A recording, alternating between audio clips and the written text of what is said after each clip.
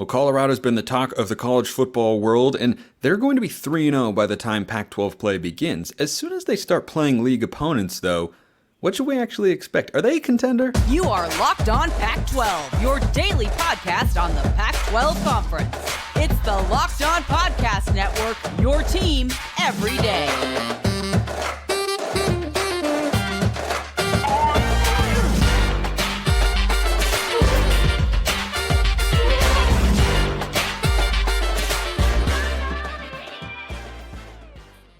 Welcome, everybody, to another episode of Locked On Pac-12. I am your host, Spencer McLaughlin. Thank you so much for making this your first listen or your first view of the day. Part of the Locked On Podcast Network, your team every day, and your number one source to stay up to date with our media rights and soon to be mostly team-free, but until then loaded and beloved Conference of Champions. Like, comment, subscribe, rate, review, please, and thank you wherever you listen to or watch this show. We're over 4,100 on YouTube, by the way. Thank you very, very much. Thousands more on podcasts. Appreciate all of you. Appreciate my man Kevin Borba of Locked On Buffs joining me today to talk about where they stand compared to the rest of the teams in the best conference in America, by the way, 8 teams in the top 25. So, Kevin, let's just start with the question that is kind of on our minds right now with Colorado. All right, they've reset a lot of people's expectations, my own included. Are they a contender in the Pac-12? Like, can they win the Pac-12 in 2023?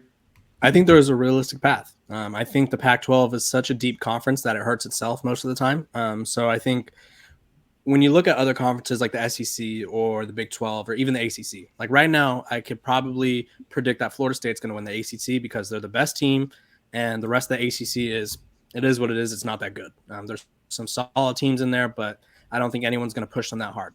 You look at the SEC, it's probably going to be Georgia or Alabama, one of the two, like it normally is, or LSU, because the rest of the SEC is what it is. Big 12, it's going to be Texas or Oklahoma because the rest of the Big 12 is what it is. But the Pac-12 is so loaded that you can never expect you have to expect the unexpected. Like last year, Washington was one of the best teams in the country, and they didn't make the Pac-12 title game because of tiebreakers and shenanigans like that. And so I think there's a tiebreaker shenanigan that could come into play.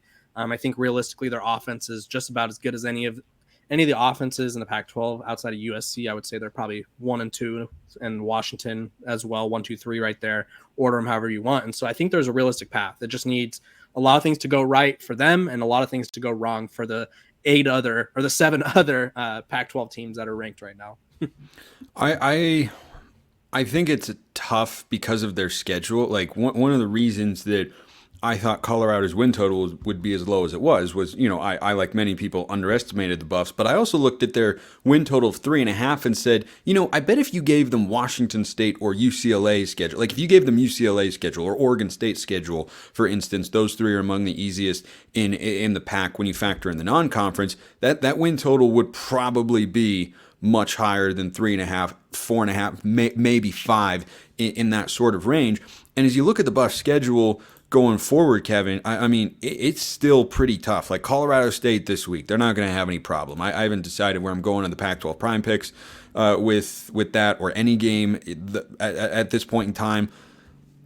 I'm tempted to ride Colorado until they fail to cover their spread. They're 2-0 straight up and 2-0 against the spread so far. But then they go at Oregon and hosting USC. And even if we accept, which, I do, that Colorado is a good team in the Pac-12 and they've played like a top 20 program through 2 weeks, it's still really, really hard to start out at Oregon and hosting USC.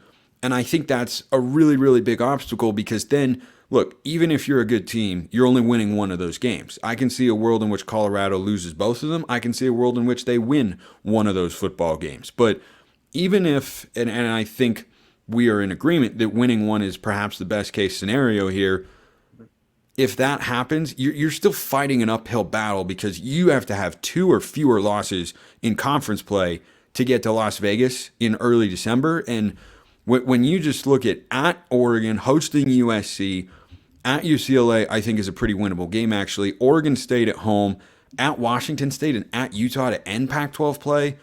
It is a really brutally tough conference schedule for the Buffs.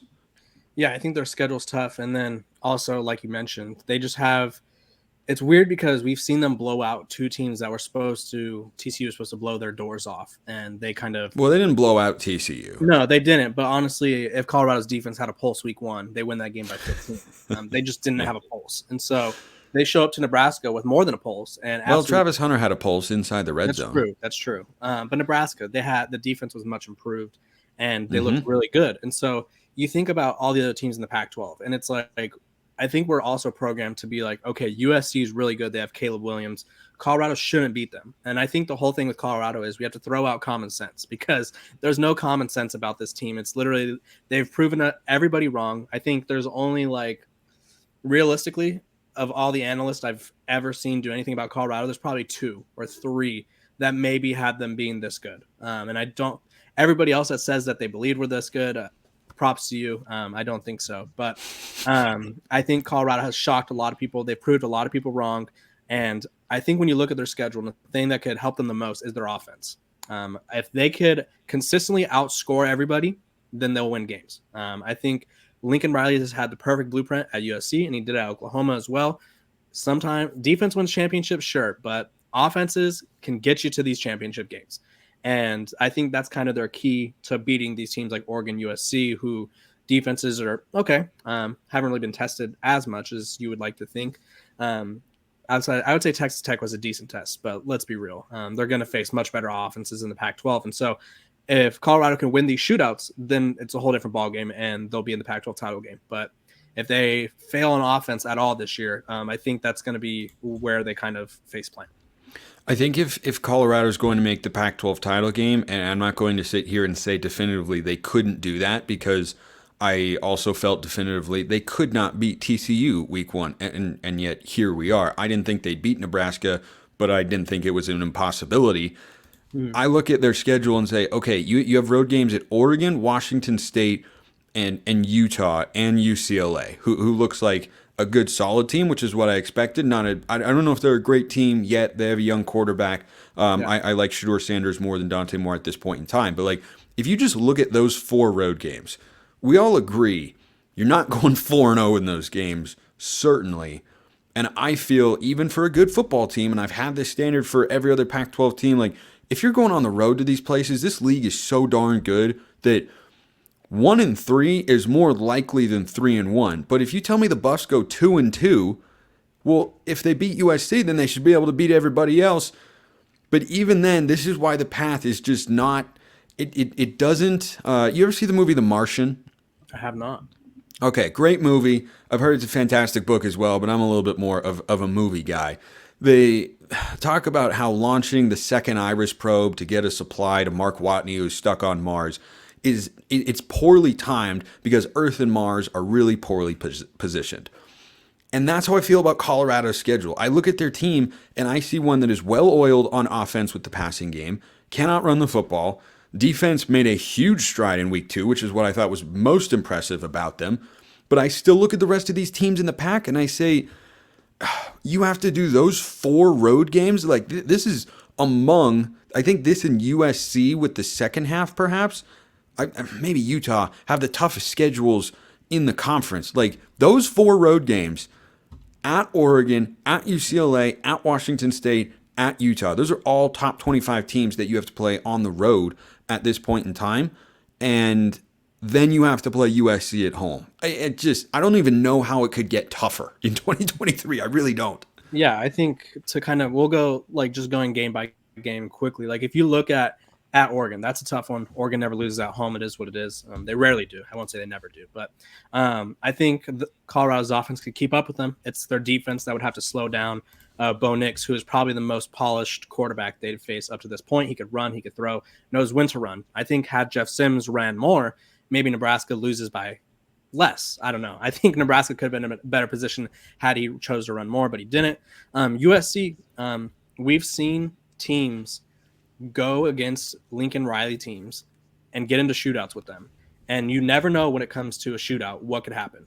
And then you look at a team and I hate to bring this up, UCLA, I think they've kind of benefited from Dante Moore just being really good and kind of beating up on lesser opponents. But once things get tough, how good is he going to be? Can he handle adversity? We'll find out. Obviously, I think he's going to be a great quarterback, but still a true freshman. There's a lot of room for mistakes. And then Utah, a really good team. They're batting a lot of injuries. They just lost one of their running backs for the year in a non-football related injury. Haven't seen Cam Rising yet. We haven't seen Brant Kuthi yet. And we know that without Cam Rising, they're a serviceable team, but not a team that could win it all. I agree. And so I'm not praying or calling for injuries for any of these teams, but you never know. Especially, but it's a reality. It's week 12. Cam Rising has shown not health issues. That seems intense after this COVID pandemic, but he's shown the inability to stay on the field at all times. And so I think with the combination of their offense and maybe their defense continues to improve, Colorado has a case. I just think they need things to go their way, just like every other team in the Pac-12 needs things to go their way as well. Yeah, and the Buffs certainly have areas through 2 games, and Coach Prime has been very open about this, that need to improve. The defense got better from week 1 to 2, but still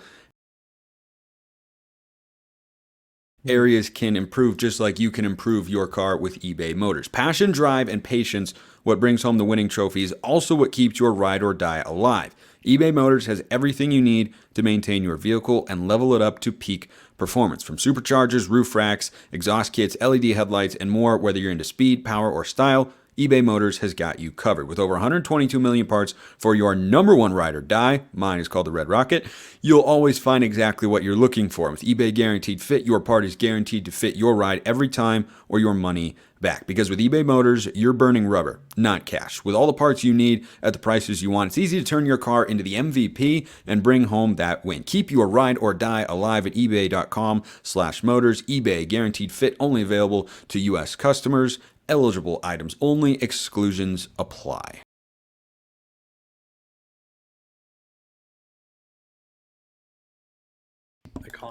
Iconic. You know what applies to every single show, just like you know, Kevin? The second segment sip. Gotta have it. Got to have it. So, through 2 weeks, Colorado's aerial assault has been pronounced. It has been prolific. And it has been powerful because I had to keep the P's going. The best in Power 5. It has indeed been Power 5. So when I look at, or the best in Power 5, as you said, I mean, Shedeur Sanders is, I had questions about him coming in because I watched Cam Ward last year be a good quarterback who kind of had, some moments and whatnot.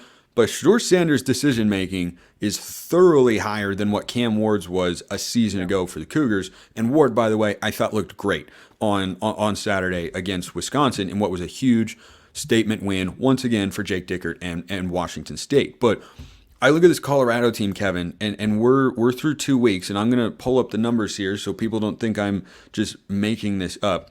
Colorado, when you factor in quarterback sacks, which is pretty tough to do, to be fair, is averaging less than 2 yards a carry.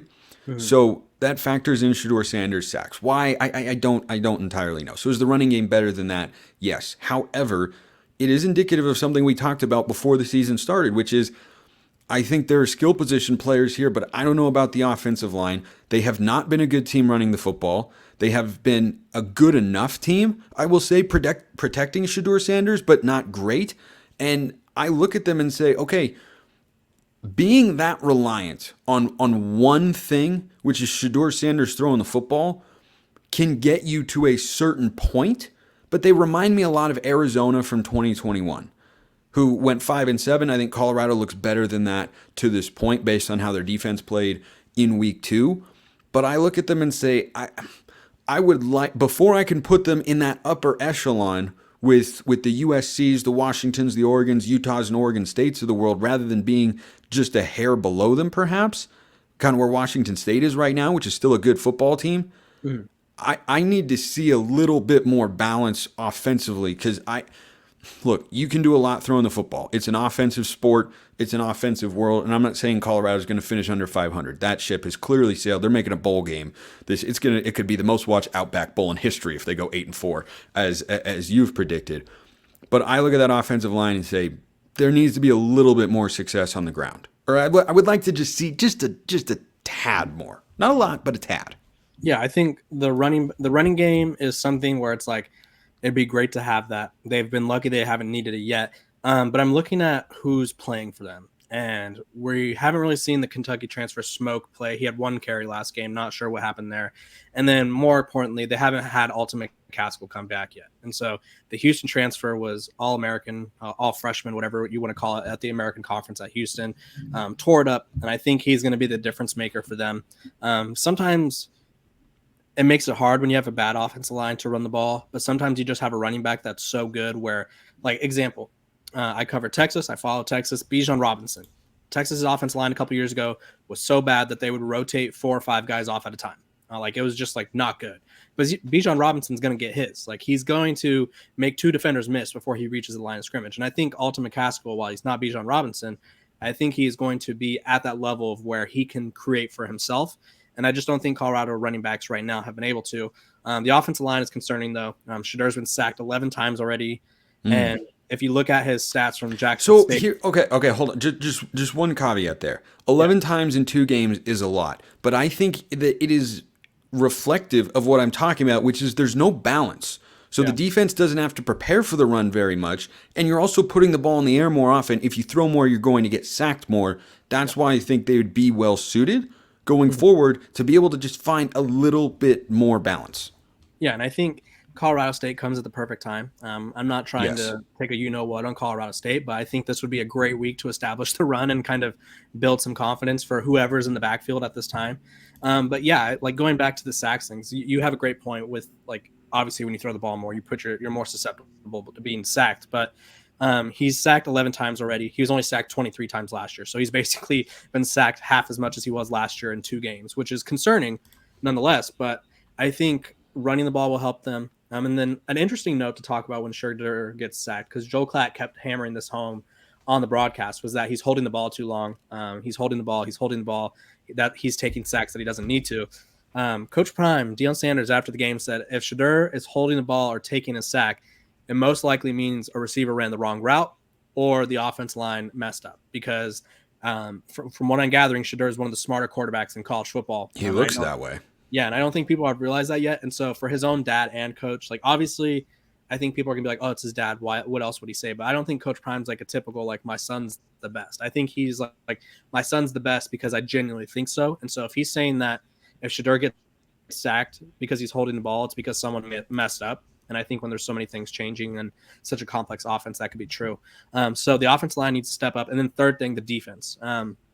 Was better. I think the difference was Jawan Mitchell, the Tennessee Arizona State, quote unquote, Arizona State transfer that was there for a week. He started and made a huge impact. He was making tackles, kind of helping them in the run defense aspect. I think their defense still needs to improve, their run defense, because obviously you play a team like Utah or Oregon State or even USC who has a stable of running backs. Obviously, they all have great quarterbacks, but if they know you can't defend the run, why would they throw the ball? So that's what I think the 3 things that need to improve.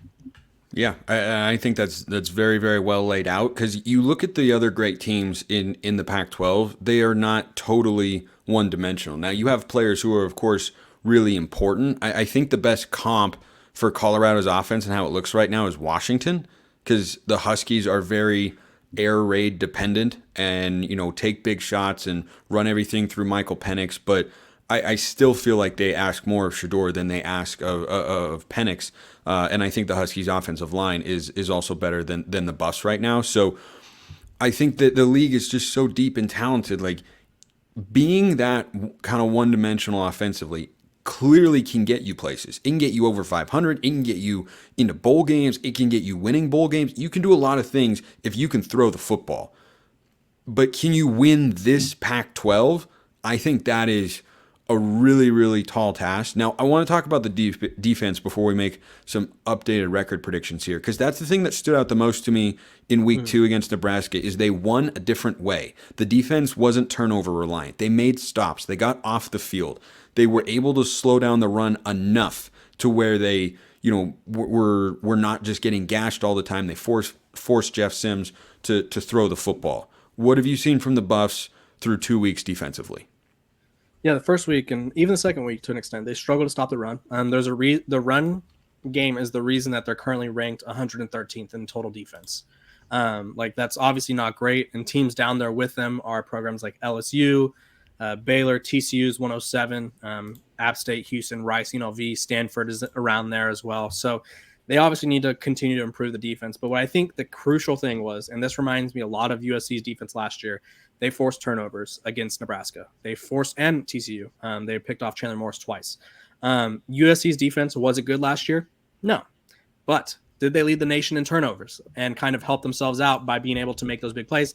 Yes. And so if Colorado, which obviously it's easier said than done to get a turnover, you can't just be like, hey, Travis, go pick this pass off real quick, as if he's not trying every play. I mean, I don't know. It kind of seems like you can ask that. With him, sometimes. You probably could. But yeah, I think them forcing turnovers will help mask their inefficiencies in the run defense game, because I think we're seeing that this run defense is what it is. Obviously, they could still improve, but typically you don't. Like, if you don't have enough guys that you're confident in now, I don't know if that improves. And then people will be like, they don't have all their guys playing yet. The defensive line is mostly what it's going to be. I would say the secondary is going to improve because they have guys who haven't played yet. That will be good. Same thing with running backs and receivers and stuff like that. They have guys who haven't played at these positions that will step in and be good. The defense line pretty much is what it is. So they need to improve, or there will be kind of turnover reliant, which, I mean, it worked for USC, but is that replicable? I don't know. Yeah, and I talked about that last year on the show with regards to USC. As I, was talking straight to Trojan fans saying, hey, you guys know this isn't sustainable, right? You can't be relying on forcing 3 to 5 turnovers a game. I took a lot of flack for that, and then guess what? They went and played a team that doesn't turn the ball over very much in Utah, and they hung over 40 on them in both occasions. So you definitely have to be prepared to make stops. But that's why I was encouraged by the Buffs defense. It was like, okay, they got off the field on third down. Situationally, they were pretty good. Having Travis Hunter, it helps. Yeah, they were great against Nebraska. They forced a lot of turnovers. They made everybody uncomfortable, which that's what you needed to see from that week 1 to week 2 jump. And I also wanted to circle back to the offensive line thing just real quick. If they don't protect Shadur and say he gets hurt, Colorado's season is derailed by just plummet them to, I don't know. Well, I mean, that's it. I mean, every Pac-12 team is like that. That's a contender. It's true, but Colorado's backup quarterback situation is not great. So the offense line needs to step up, as does the defensive line, the trenches. I think that's going to be Coach Prime's biggest, I won't say issue, but his challenge at Colorado is building the trenches up. I think he'll get those guys, but right now they both need to step it up. Yeah, because you don't want to be caught off guard with a team that's just going to come and try and push you around like Utah will try to do, or Oregon is going to try to do, certainly. And you don't want to be caught off guard in medical situations either. You don't want to be caught unprepared. Everyone should be empowered to care for themselves and their loved ones during the unexpected. That's why you need to check out Jace Medical, which provides 5 life-saving antibiotics for emergency use. Jace handles everything from online evaluation to licensed pharmacy medication delivery and ongoing consultation and care. All it takes to get a Jace case is to fill out a simple online form and, in some cases, jump on a quick call with one of their board-certified physicians. With storms, shortages, pandemics, reliance on China, and supply chain issues, you need to be prepared now more than ever. Save more than $360 by getting these life-saving antibiotics with Jace Medical, plus an additional $20 off by using my code LOCKEDON at checkout on jacemedical.com. That's JASE medical.com. That's exactly right, Kevin. We got to be safe out there, always, forever and always, and Jace Medical can help you do that. So let's wrap up with this updated record predictions for Colorado. I have already, taken my L, as has been known to happen, but I get my fair share of W's on this show as well. I just don't hear about them in the comment section quite as often. Curious. Anyway, so I had Colorado. Interesting. Interesting. Stroke the chin there.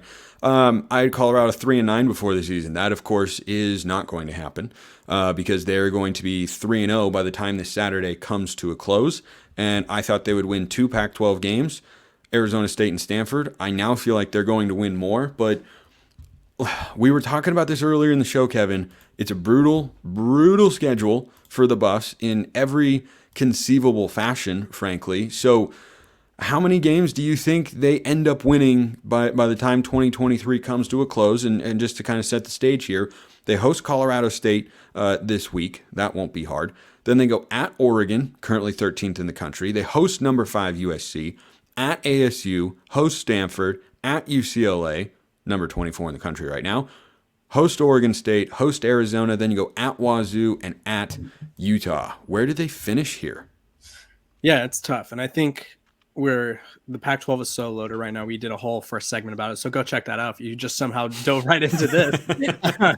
If you jumped right to the schedule prediction part, as you see here on the rundown, if you're watching on YouTube. Yeah. But anyway, continue. Go check that out. Realistically, I think there are 8 or 9 wins. I would personally, if you made me put money down, I'd say 8. I think 9 wins means they have to be one of Utah, USC, or Oregon. I think everybody else on the schedule is beatable, but those 3 kind of concern me. And I think it's just, you look at these games. Oregon, Bo Nix, very dual threat guy, can hurt them with their arms, legs. Same for Caleb Williams, best quarterback, probably the best college football player in the sport right now. And unless USC's defense collapses, I think they should be fine, which that's possible. But until I see the huge collapse, I don't know. Arizona State, Stanford, they'll probably blow both of them out. I think UCLA will be a good team next year. I think they're a year away from being where they want to be.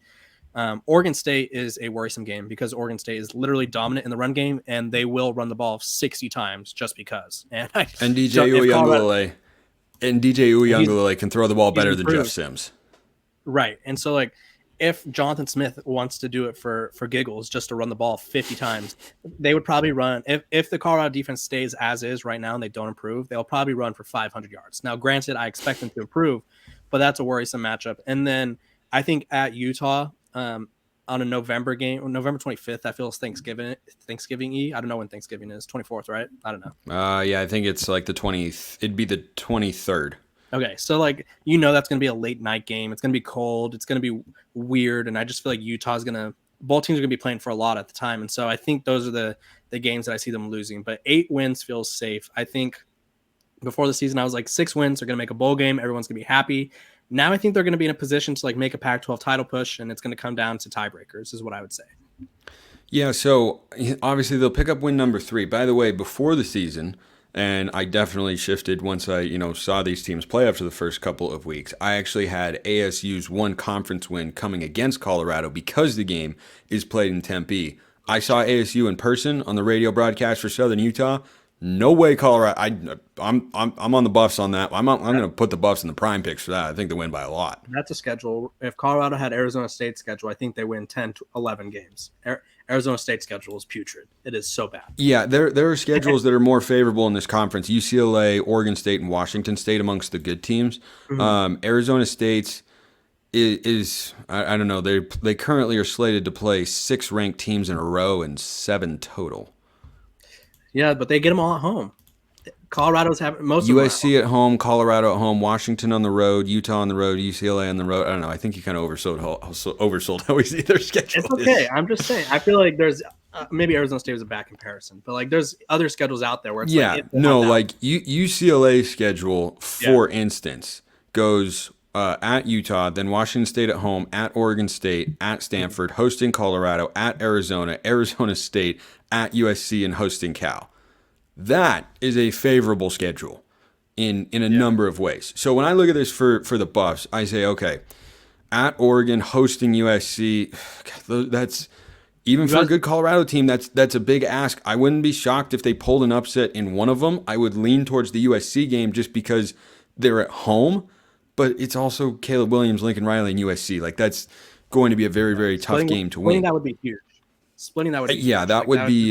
That would further exacerbate the media hype around Colorado on shows like this one and beyond, because it would drive some people crazy. Like, oh my gosh, they beat USC and Lincoln Riley in year 2. Like, really? But let's say they lose to Oregon and USC. Arizona State, I had them beating UCLA before the season started. I'm definitely not wavering off that prediction now.